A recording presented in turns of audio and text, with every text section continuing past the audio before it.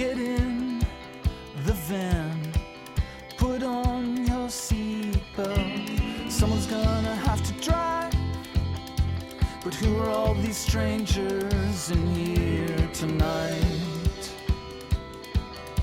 Then a German with eyes wet with tears starts to drive. A coup d'etat, Teutonic smile, your hand, your hips, a plunge neckline. Watch your back, go watch your back, take a sip or not. All consensus, choose consensus, eludes us. Consensus, choose. You held, you passed, you stayed.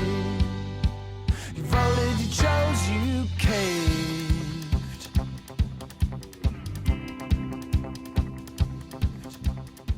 Well, Pre-K for SA has been an important initiative, and we had our students talking about it.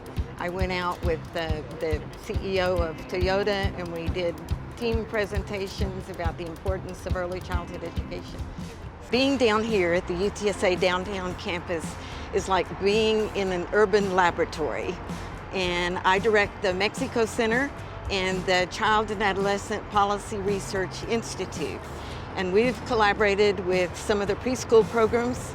The Inman Christian Center is one.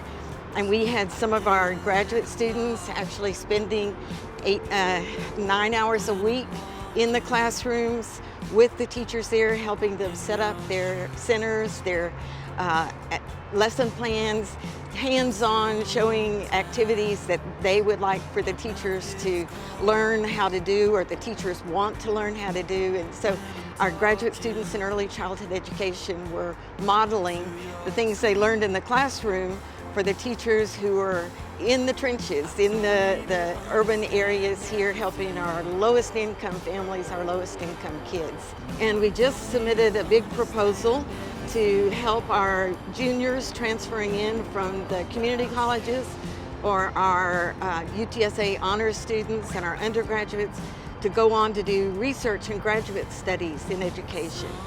So there's a lot going on at the downtown campus. Yes, and so it's exciting listening to Dr. Romo describe the projects. It's interesting, we're very different and yet so similar in the way that we connect with the city. There's a brand new project that's launching that's going to use a Fox Tech campus, and we're partnering with the San Antonio Independent School District. Trinity University faculty and graduate students will be working there to turn it into a K-12 professional development campus, so that we will have teachers in the San Antonio Independent School District working there, but also we'll be training future principals, school teachers, looking at effective educational methods. And the focus here is on high-achieving students throughout the district who want to be in that kind of a challenging learning environment. So it's a really exciting moment. It would not be possible if it weren't for support from the city.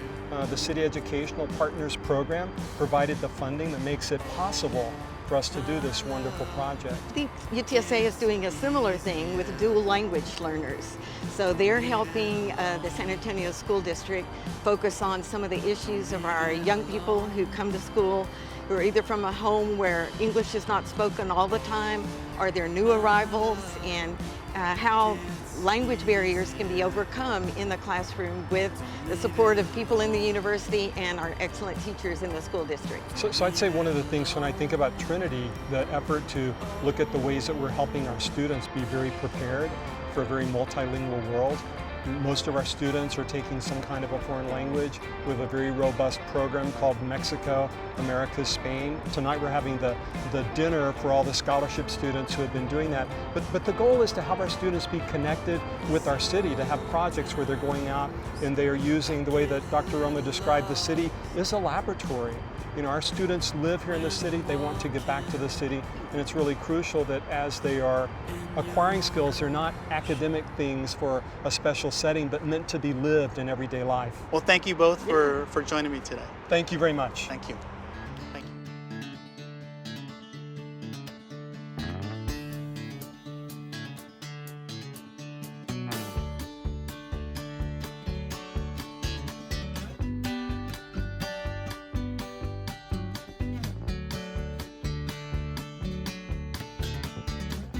city of San Antonio, history is our most important asset. Tell us exactly why it's important. History and heritage is something that we need to cherish and protect.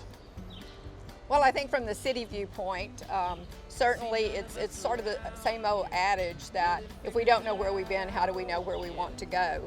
And so, you know, from our perspective, from the archaeological, you know, we really want to make sure that we preserve and protect these valuable resources that are really the founding of our city. Well, when we look particularly at our 5 missions and what they have done to form the city of San Antonio, I like to tell people that it doesn't matter whether you're a 7th generation San Antonian or if you just moved here 2 months ago, the missions have shaped who you are as a person and as a citizen of San Antonio. You can't escape it. The streets are laid out the way they are because of the acequias or the irrigation systems of the Spanish. The cultural landscape that we all live with today is the way it is because of the missions. So we are all descendants of the missions in that sense. Most recently, we did work here where we're standing as part of the Presidio of San Antonio. So we did a lot of excavations below the Plaza de Armas buildings, which revealed the second site of the Presidio. And of course, Councilman, as you know, something you were involved in, we have found what we believe to be the probable first site of Mission San Antonio de Valero on the grounds of the Christopher Columbus Italian Society. So that would be the first location of Mission San Antonio de Valero. And that's what we're celebrating, the 300-year anniversary, We are, right? right. And 2018 is our 300th anniversary, and so those are the 3 founding sites of the city. Even before the missions were here, we had the Presidio, the Mission San Antonio de Valero, which is a part of the World Heritage Site, and the Villa that was founded in 1718. One of the reasons we sought World Heritage designation because it's that extra stamp of approval that makes people aware that, oh yeah, we really, really need to take care of these. And of course the city has a long history of protecting our resources through their ordinances and their overlay zones, and that puts us a bit ahead of other cities when it comes to protecting our cultural heritage. We've had a very strong code, and I think there's a growing interest, particularly in lieu of the World Heritage, to continue that tradition. Because if you ask people why they come to San Antonio, most of the times the answer I hear when I travel is because we love your history. Well, thank you again. We appreciate it. Thank you, Councilman.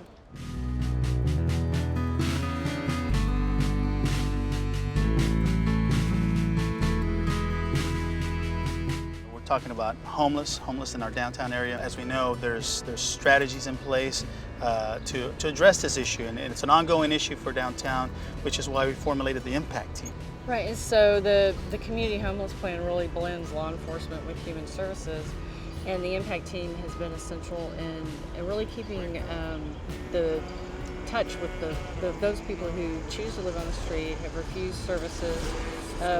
One of the initiatives the Department of Human Services is coordinating is the Mayor's Challenge to Win Veteran Homeless, and the Police Impact Team has really been essential in helping us locate those veterans that we haven't seen in a few days, or contact them, provide the outreach in order to try to bring them in for services. It's been a very important partnership. Sure.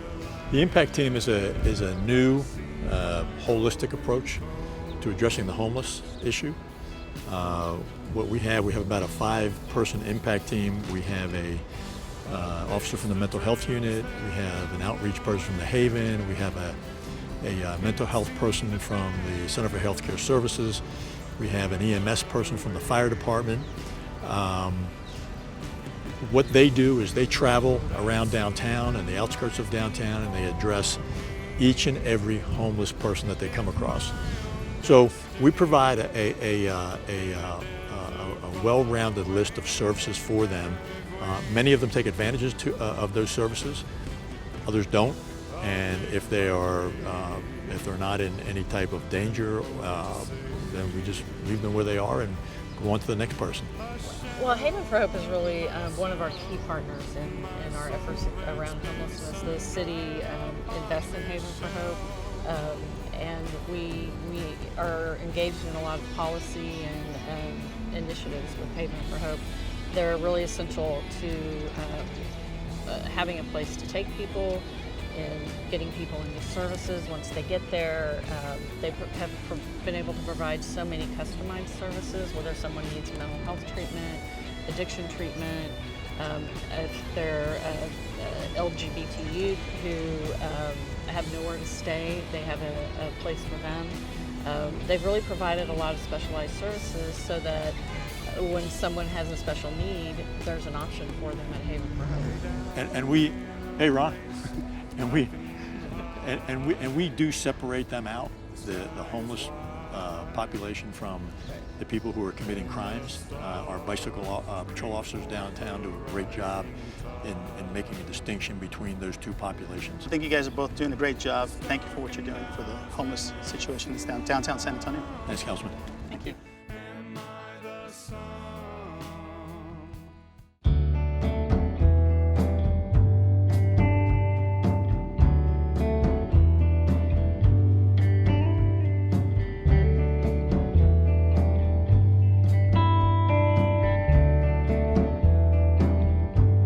Be there on time,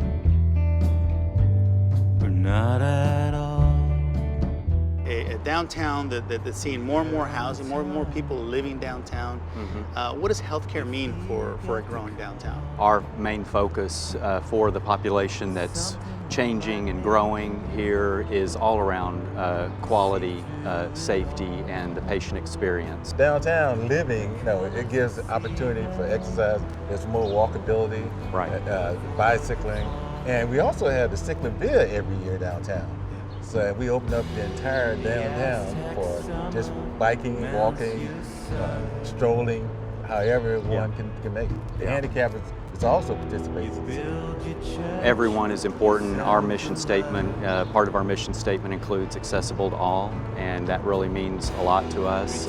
We're very proud of the fact that recently we were designated by the Human Rights Campaign Foundation for our leadership status. We're the only hospital in San Antonio or South Texas to achieve leadership status in regards to LGBT, taking care of LGBT patients, and that means our policies, procedures, practices, and education we do for our amongst our employees means that we are doing that the right way, and we're working very hard on that. It's very important to us and important to our community, especially close by here in the downtown area. Again, it's exciting what's happening, but I think we still have challenges, huge challenges, but with those challenges are continuing great rewards, and we still need to continue to work very hard from the healthcare standpoint to look outside our four walls of our hospital, continue to work on making sure that our population is receiving the best quality care that they can receive, make sure that when they do come into the hospital that they're receiving that care in the most safe way that they can, make this a place that they can come, live, work, receive health care, and not have to go anywhere else. I think one of the biggest things that downtown offers is active living. And we have active living, that lends itself to active health. And that, we can't really say enough about that. And we partner with the hospital systems, and they do a great job of helping us to manage, for example, diabetes. We have a diabetic problem in San Antonio. So again, that self-management and that activity, reducing obesity, all those things add to wellness. Right. Methodist Healthcare really believes in the downtown area and the Center City area. We've spent millions of dollars over the past few years in investing in this campus, and we're continuing with that. One of the real exciting things that we've got going is public art. And so later in May, we're going to be unveiling a piece of public art on our signature corner right there at Brooklyn and McCullough. And we're excited for that to be a signature piece of art for our city. Traditionally, hospitals has been, we take care of people once they get to our door. We're working real hard with our community, like we mentioned with the homeless Haven for Hope. We're also proud members of Tobin Hill Community Association, and so we're working very hard with them on looking outside our four walls to help our communities. And nobody wants to end up at a hospital, but Nobody wants to get out. But we're sure glad that there's some We're here when you need procedures. us. Yeah, exactly. Exactly. We're here when you All need right. us. Yes. Well, thank you guys. Thank you. Sure. Thank you.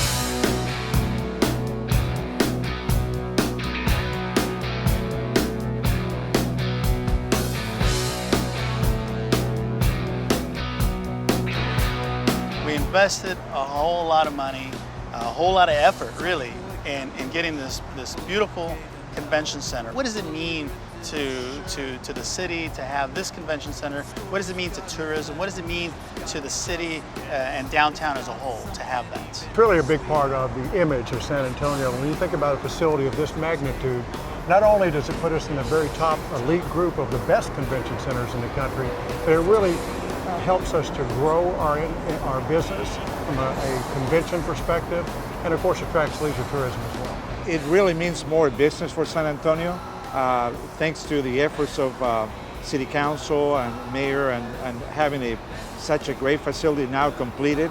You know, it's a city in transformation, so now we have the challenge of the San Antonio Convention Business Bureau is to bring more business and book more business, but I think that based on the comments that we hear around major meeting planners, is a reality.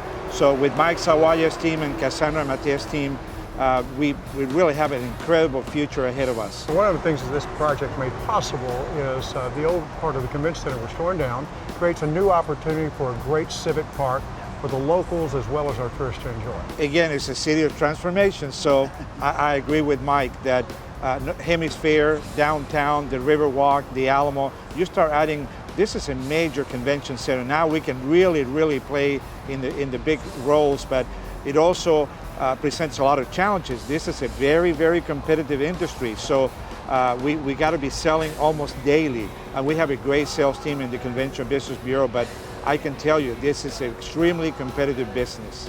It's important for us to create points of difference when we're in a hyper-competitive industry like tourism is, or like convention sales is. So this building actually is forward-thinking, and it really puts us at the top of the competitiveness. What I like about the convention center right now is a reality, but it also brings us closer to the Alamo Dome. In the past, you could see 2 to 3 blocks away. Now with the great work done by the city and Mike's team, all the landscaping, all the sidewalks, you're right next door to the Alamo Dome, so you're really using 2 facilities in one. And it has really transformed the Alamo Dome, the convention center, and the future Hemisphere. In fact, we're told this is the largest cantilever of its kind in the United States. It's truly an architectural feat to be able to build something like this, but the best thing is it really showcases and highlights our city. It's almost like the downtown is our living room, and we have a lot to do. A lot of investing to do in the future of San Antonio, and the city is already doing it. So look at the airport and all the infrastructure improvements for San Antonio. You know, getting World Heritage for the San Antonio Missions. You know, that's a huge award recognition for San Antonio, but also look at all the improvements at the airport and the future car rental facility, and everything is just lining up for a bright future for San Antonio. Well, we have a lot of public shows that bring people into our facilities, you know, whether it's the car show that happens once a year, or whether it's a Comic-Con that draws from the region. There are a lot of things that we've done in the past, but now in the future with having one of our exhibit halls, 87,000 square feet, column-free, our expectation is that we'll bring more locals into our facility for public shows. All the local events that also Mike and his team host here, you know, we have all the annual meetings and galas and fundraisers for a lot of nonprofits, but you start adding the San Antonio Chamber of Commerce, the San Antonio Hispanic Chamber of Commerce, there's a lot of local events hosted here at this great convention center. Well, we generally, over a course of a good year, over 300 events a year. We're well ahead of our last 5-year pace. We're coming off our best years ever, and our future is very bright. Well, I only got one last thing to say. I'm ready to get off this cantilever because I don't know if you know this, but I'm afraid of heights. So, thank you.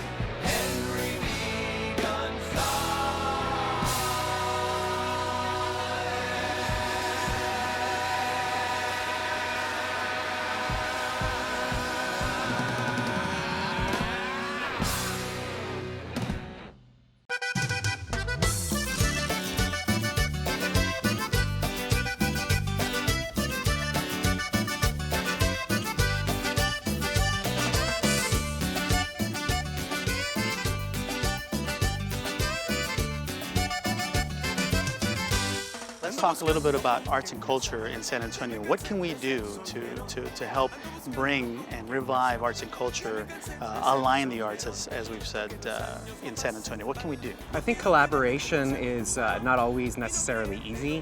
We like to talk about it and we like to think about it and dream about it, but it really actually takes a lot of work. And we're doing some collaborations now, the Guadalupe Cultural Arts Center, and what we found is it really challenges us as well as the collaborators to communicate really clearly, to plan even more in advance than we usually do.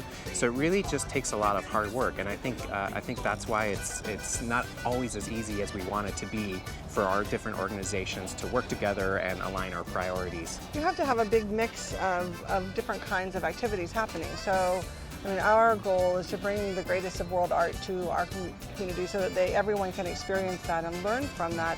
But you also do have to make room for local artists in that dialogue always. And I think there's a nice balance that the community does achieve a lot. And we have had some controversies, but I think that's part of the growth of what the city will come to eventually. And with that, if everyone were just aligned and there was no ripple of disturbance, then artists would not be doing their jobs, I would say. I think the city can help put our local artists into conversation with artists from other communities, other cities. I think that kind of exchange can be really valuable for the artists here in opening them up to new approaches to the work and to really taking their work to the next level. So that kind of mentorship, that kind of exchange with artists from other places could be a really great approach. The other thing is that the cities, we're about to go into our tricentennial celebration, and I think that this is a huge opportunity for the city to support its arts and cultural endeavors in a way that will raise their profile nationally. So right now, San Antonio, I mean, we're the 7th largest city in the United States, but not the largest media market. So I think that with the tricentennial efforts that the arts and cultural will have a very central part in those celebrations of that year, and that people outside of San Antonio will suddenly start to realize what the great resources are here. The great music scene, great theater scene, just the incredibly rich cultural heritage, and then incredibly vibrant visual artists as well. So I think that will be a fantastic opportunity, and that's one thing the city is doing now, is by really supporting the tricentennial, making it a focal point for the arts. I think San Antonio has such a unique history, such a unique blend of cultures. I can't think of many other cities that can offer that, and many other cities that have artists working from those traditions, combining those traditions, being hybrid, playing off traditions that are really rich. So I think the more we can emphasize that and tell that story to our local audiences and to a national audience, the better off we'll be to really treasure the rich and diverse heritage that we have artistically. I think the big goal is to express that diversity, to express all the great things that we have in our city. Thank you guys for joining me. Of course. Thank you for having us. Huge effort. Thank you. Good conversation. Yeah. I just wish we'd had it over lunch instead of like in front of a camera, but it's better we can still late have than lunch. never. We can still have lunch. That, right? Y'all can go have lunch.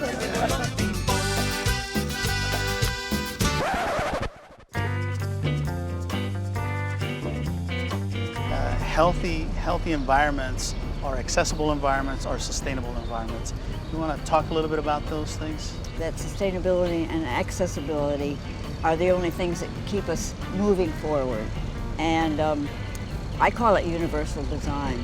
And my job in the city is to promote universal design in everything we do, not just in housing and not just in transportation or education, but make it universally sustainable and accessible so that people of all kinds, but especially those with disabilities that have a difficult time with the system that we created around them, to free them of that burden of having to worry about where they go because they may not be able to get in. When you think about accessibility and sustainability, I tend to think of a San Antonio where everyone and everything thrives.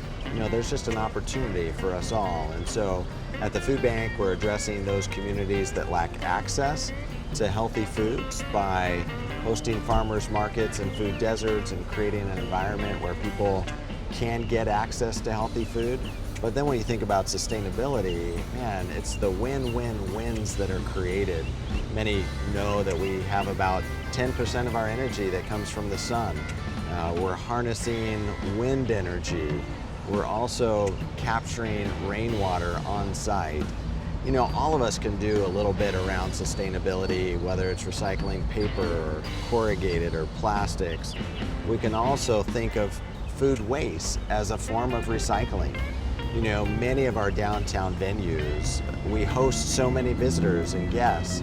There's an opportunity to rescue those leftover foods that would sometimes go to waste and get those to the hungry. So when you think about just that, the preventing food waste while supporting the those that are hungry, it actually is just creating such a sustainable win for our entire community. There's no separation, as he said, there's no separation.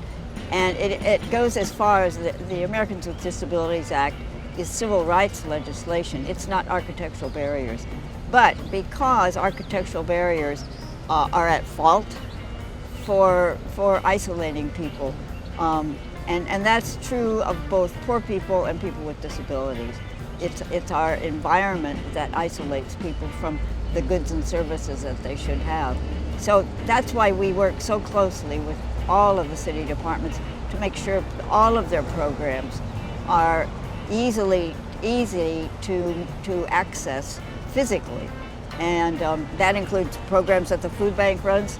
And I think the awareness in this city of the real meaning of the Americans with Disabilities Act is clearer than any city I've been in. It isn't just physical barriers, it's policy, procedures, and programs. The consciousness of inclusiveness, really making an environment where everybody's welcomed. It celebrates the diversity of our community, it celebrates the uniqueness of our community, but it does it in a way that everyone can gain full participation. It doesn't matter your socioeconomics, it doesn't matter your abilities or disabilities, it doesn't matter your ethnicity.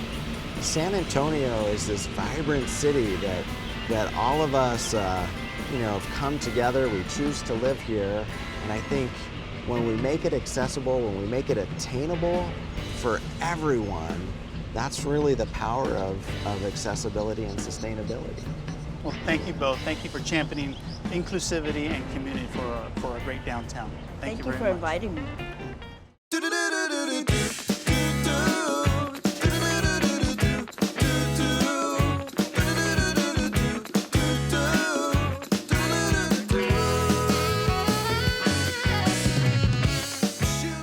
The main goal is to really help a community that's about to celebrate 300 years find a way to sort of look into the future and find new generations that are going to contribute to the city core.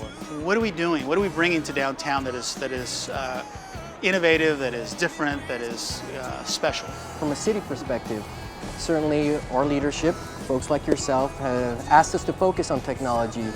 We really want to encourage entrepreneurial development. That's one of the 3 legs of the economic development foundation that we've set. We do a great job recruiting companies, we do a great job helping companies expand, but what we really want to focus on, because that's really where the net new jobs are coming from, is entrepreneurial development, helping those startups. So initiatives like Cafe Commerce at the Central Library is a great example, connecting entrepreneurs with those people who can mentor them and make things happen. Really focused on that. Supporting organizations like Geekdom is another great way the city really gets involved to do that. So from our first conversations with the City of San Antonio, it became very clear that there was a burgeoning tech ecosystem and tech environment. And so that's definitely something that exists that we're excited to be a part of.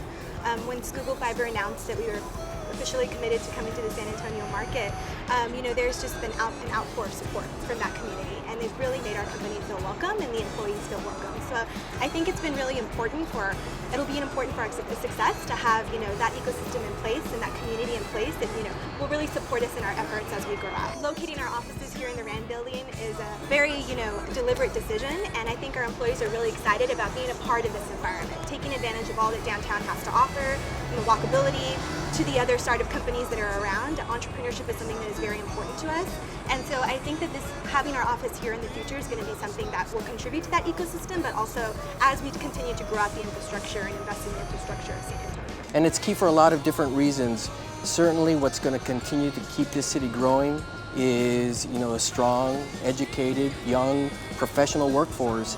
And really that's one of our pain points. And developing downtown, developing the urban core, putting in this ecosystem, it's key to attracting those millennials. And it's those millennials that really industry's looking for to help their companies grow. I think millennials are looking for a lifestyle that is a little different from other generations, and that I think we're very attracted to the idea of community and being closer together. I myself have always wanted to live downtown. I'm from San Antonio, and so now since recently moving back, it's one of the things I was very intentional about doing. And I think just having more of an environment that is walkable and that has things that we all want to do that are close together, I think is something that is attractive to some millennials. I certainly can't speak for all millennials, but I know that personally that's something that is important to me. Trust a single word you say. It doesn't scar and hurt. Tell me why would I need you? Something wrong with everything I do, and I don't think you have the slightest idea how the thing's supposed to work.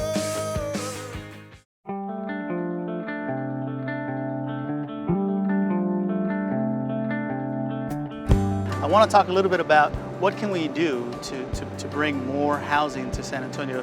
Not just more housing, but affordable housing, workforce housing. We want more people to come and live downtown. How do we do that?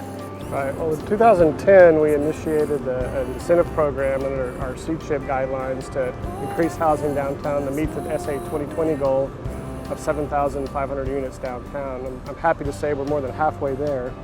Some of those projects have been affordable housing, but a majority of them have not. So we're trying to look at that to see what can we do to increase more affordable workforce housing downtown. The idea is to go ahead and have a mixed income community in the center of downtown where people can actually walk to work. It would be so great in our service industry if people can go ahead and walk to work, walk home, and take advantage of all the wonderful things that we have in the downtown area. So again, a mixed income, mixed use community being built in Hemisphere, I think, is a good example for what we can do throughout the downtown area. We consider downtown to be everybody's neighborhood. So I think that was the strategy in 2010, was to have a housing first strategy, to get people to move downtown first, and then have housing first, and then have the retail and other businesses kind of follow that. If the city's making an investment, then the city can make some demands on what can be done from an affordability standpoint. And I think we need to keep working forward to that, looking how we can codify that to make it fair to the developers, but also make it fair to the citizens for workforce housing. Much of downtown is already in a zoning overlay with historic designation, but recently, a few years ago, we added a downtown design guideline to any property that's Zone D in downtown. So we've started to implement some design regulations to help kind of mold or help the design of those buildings. So I think we're getting there. We're looking at this year with the C-CHIP incentive package, some amendments. One of those would include for those properties that are not within one of those zoning overlays, that they would also be required to go through a design review process as well. So I think the big message is that we always have to have a dynamic housing strategy for not just downtown, but for the entire city. Yes. Sure, I think so, and I think that complements what's happening with the planning effort that's currently in process as well. So identify those areas of not just downtown, but also in other areas of town. Where do we really want to see the city grow, and where are those housing needs really at? Well, thank you both for all you do for our city. Thank you. Thank you.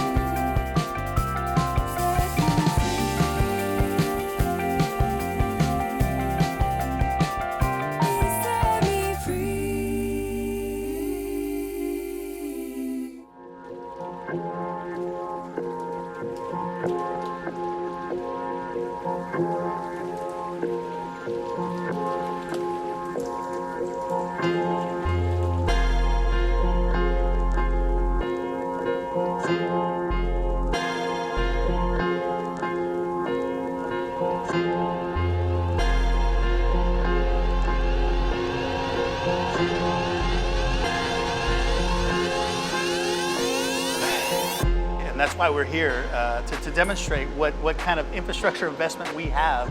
And Mike, tell us a little bit about what what we're seeing here. What's this about? Well, so downtown investment's not going to happen unless downtown is protected. So we're at the San Antonio River Tunnel Inlet, and many people aren't aware of this facility, but this is a 24-foot diameter pipe that goes 150 feet down in the ground. It goes down underneath all of downtown, and it comes back up south of downtown. And so this was built in 1997, right before the big flood of 98. And this protects downtown from getting flooded. This infrastructure like this is what protects areas like downtown so that the investments can happen and that you're seeing with the tower and many other investments. Great facility here. You know, it's the first tower downtown in 30 years, and it's on the site of Frostbank's old motor bank. And I think the first thing that people will see visually in terms of progress will be late summer, early fall, and the first thing that folks will be able to watch is a foundation go in, so a lot of activity, and it will appear as though the foundation is the first thing that we do, but way before the foundation is the infrastructure. And so the investments that the city has made, both along the creek, along Houston Street, and all of downtown really, that's even before the foundation. And without those investments from the city to not only protect our collective city assets downtown, but to enhance them, something like Frost Tower would not be happening. Yeah, it's important to manage the infrastructure and keep everybody safe and efficient, and so that's what we do. So there's dedicated city staff 24/7 that are operating throughout the city, making sure that people don't have to worry about that thing. We don't want people to have to worry about whether they're going to get flooded, whether traffic's going to be an issue, and so constantly people are working to ensure that things are maintained well and safe and operate well. Well, thanks, Mike. Thanks for all you do. You bet. Yeah, and thanks. thank you. We look forward to your development. Thank you.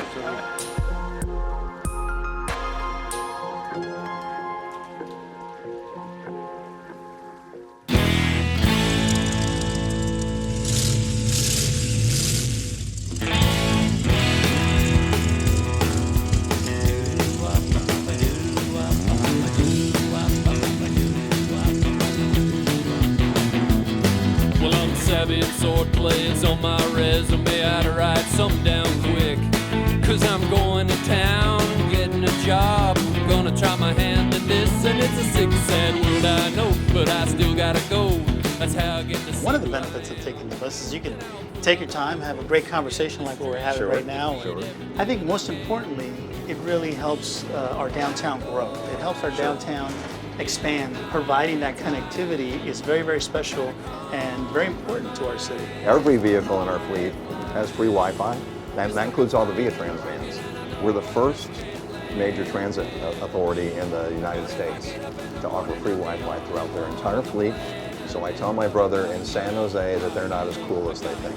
That is pretty cool. This vehicle specifically is an electric hybrid vehicle, so it uses diesel and electric to operate. But we are about to order up to 500 new buses to replace the diesel buses in our fleet with compressed natural gas, which are, as you know, cleaner. Cost of fuel is less, so we'll actually save money from a fueling perspective.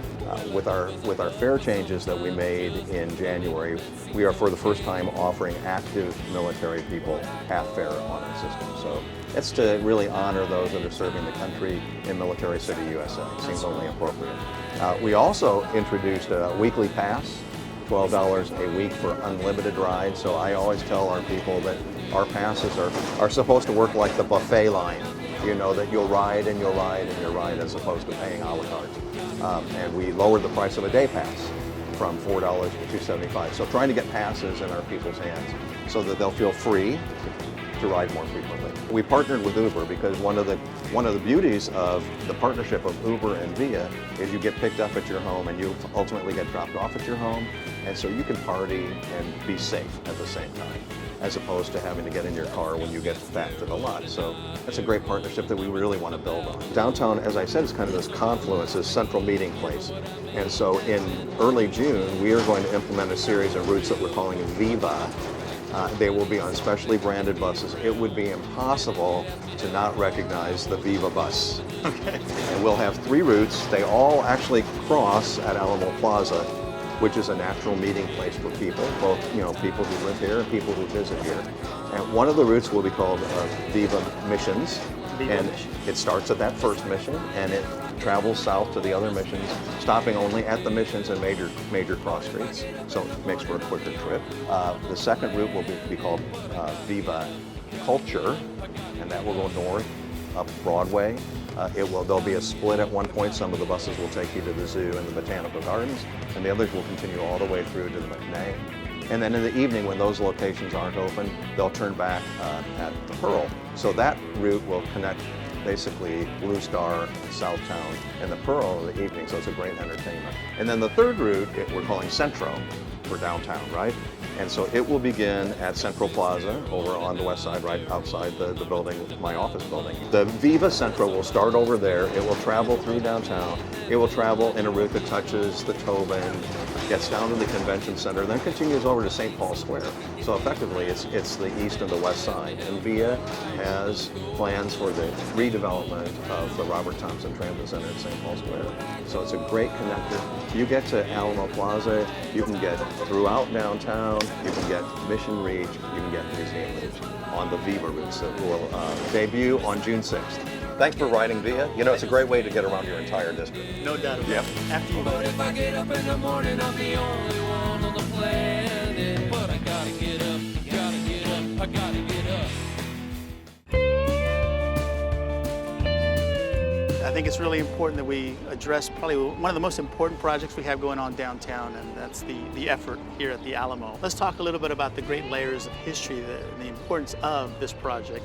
Can we speak to that? Well, Mayor, one of the exciting things about coming downtown and seeing this spot is that we go back to 1724 in this spot, and the committee that Roberto's serving on, the Alamo Management Committee of 6 members, are looking at those layers all the way back to 1724, coming forward to the battle in 1836 and all the way to the present. So we promised you that we would have no small thoughts and make no small plans, and I just stepped out of an all-morning meeting where we're actually planning the master planning process, and we've only been at this, 4 months, Roberto, and the process is going extremely well, and I just want to report to you that I think it's an extremely exciting time for San Antonio and for the state of Texas. Oh, of course, it's so important.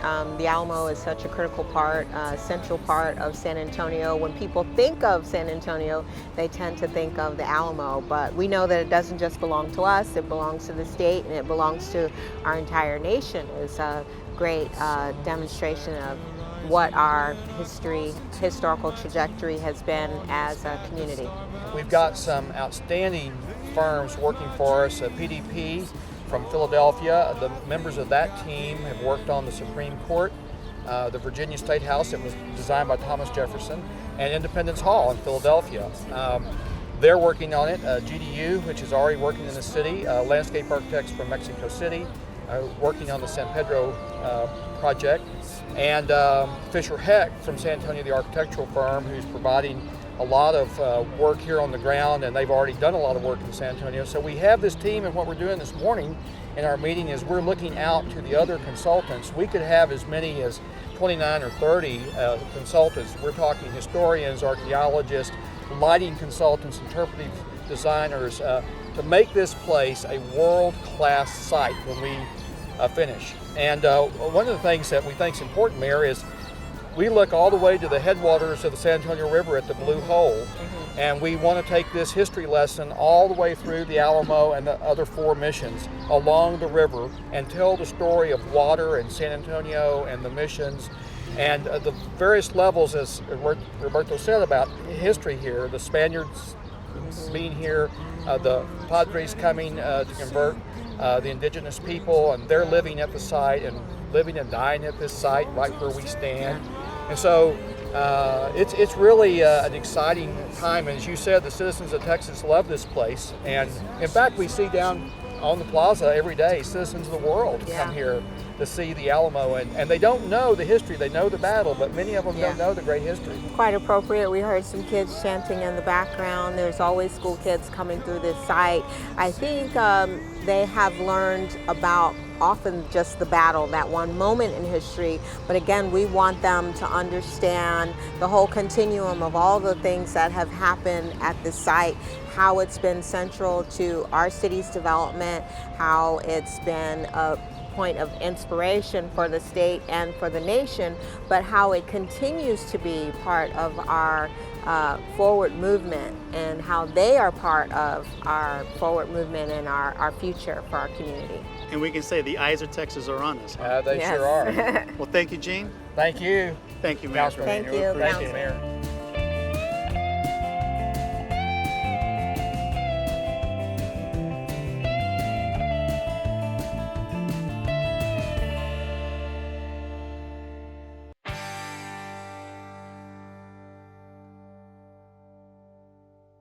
This is me, bowing out gracefully. I don't want to say that I've let things go undone. This is me in the pages of a dirty magazine. This is me bowing out gracefully.